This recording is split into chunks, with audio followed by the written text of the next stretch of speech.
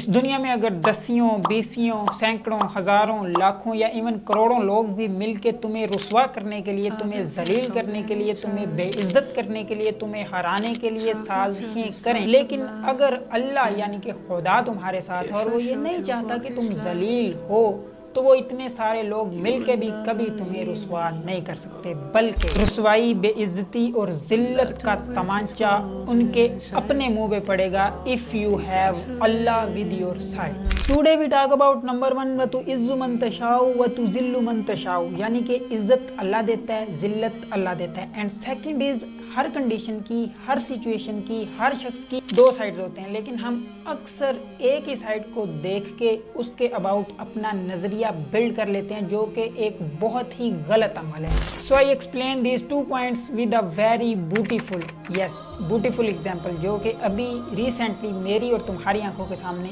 रूनुमा हुई है। The disclaimer of this video is कि इसका कोई भी डिस्क्लेमर नहीं है, बट अगर तुम सियासी लिबरल हो तो फिर यार प्लीज तुम ये वीडियो स्किप कर दो।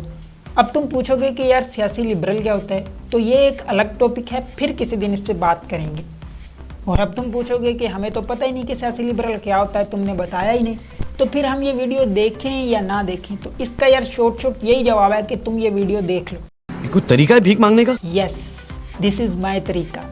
आज की तारीख से ऑलमोस्ट 4 माह पहले लोग इमरान खान को पीटीआई को रज रज के गालियां दे रहे थे। इवन के पीटीआई के अपने सपोर्टर्स जिन्होंने 2018 में इमरान खान को वोट कास्ट किया था, वो भी बुरा कह रहे थे। वो भी, उनके पास भी बहुत से आर्गूमेंट्स थे इनके खिलाफ कि यार ये इसने महंगाई कर दी, इसने ये कर दिया, इसने वो कर दिया। लेकिन ये सारे आर्गूमेंट्स थे 4 माह पहले, आज नहीं, क्योंकि इमरान खान का जलील होना, रुस्वा होना अल्लाह की ज़ात को कबूल नहीं था।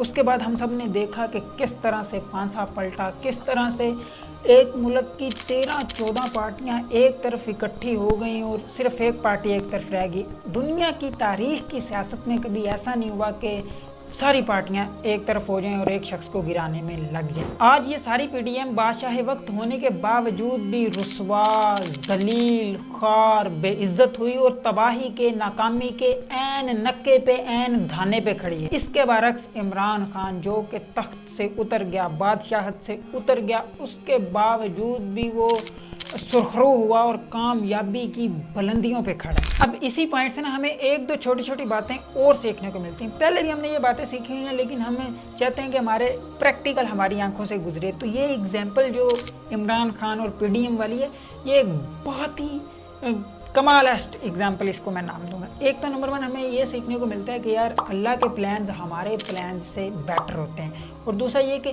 कुछ ज़्यादा पाने के लिए कुछ थोड़ा या कुछ ना कुछ खोना पड़ता है। अब देख लो कि अगर ये 1.5 साल पूरे कर जाते, इनका प्लान तो इमरान खान का तो ये था ना कि 5 साल पूरे करेंगे। अब अगर ये पूरे कर जाते तो मैं भी जानता हूँ और आप भी जानते हैं, सारी दुनिया जानती है कि कभी भी इन्हें ये कामयाबी नहीं मिलनी थी, ये शोहरत नहीं मिलनी थी, ये मुकाम नहीं मिलना था जो आज वो 1.5 साल गवा के मिल गया है। और अगले 5 साल भी अब जो सिचुएशन नज़र आ रही है वो इन्हीं की। इससे पहले भी हमें बहुत सी किस्से कहानियाँ सुनाई जाती हैं, हमें एग्जाम्पल सुनाई जाती हैं, लेकिन ये एग्जाम्पल तो अब हमारी आंखों के सामने रूनुमा हो गई ना। हमने अपनी आंखों से देख लिया ना, मुशाहिदा कर लिया ना, एक्सपीरियंस कर लिया ना। तो खुदा के लिए यार अब इस चीज़ से बाहर निकल आना चाहिए कि ये क्या कहेगा, वो लोग क्या कहेंगे, ये मुझे रुस्वा कर देगा, इनके सामने मैं जलील हो जाऊंगा। वो भाईजान एवं इन लोगों के सामने जलील और रुस्वा होने का जो दर्द है वो हमने अपनी तुन्नी में बिला वजह रखा हुआ है। हालांकि रुस्वा अल्लाह ने करना है, जलील अल्लाह ने करना है, सुरखरू अल्लाह ने करना है, कामयाब अल्लाह ने करना है। तो फिर इनका ये जो लोगों का दर्द है वो हमने अपनी तुन्नी में रखा हुआ है, अपने दिमाग में रखा हुआ है। सो खुदा दे वास्ते यार हुन ये दर्द कर देना चाहिए। एवं ये दर्द लिया है तो ना इधर कुछ कर सकने हैं ना इधर कुछ कर सकने। सो छोड़ दें इस बात को कि ये क्या कहेंगे, वो क्या कहेंगे।